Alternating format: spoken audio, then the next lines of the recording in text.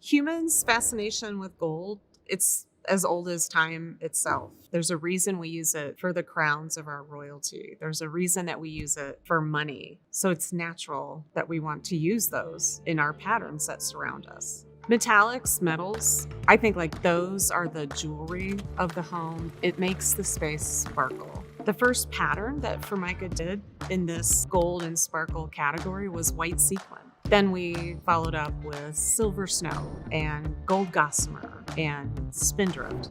We also introduced our Authentics collection in the early 2000s.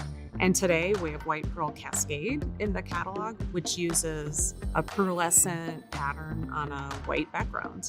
We're always evolving how we're adding these metallics and pearlescences to our patterns, and the different ways that we do that will give us very different looks. Gold and sparkle are a common thread that runs through design. You're always going to have metallics. They're always in trend.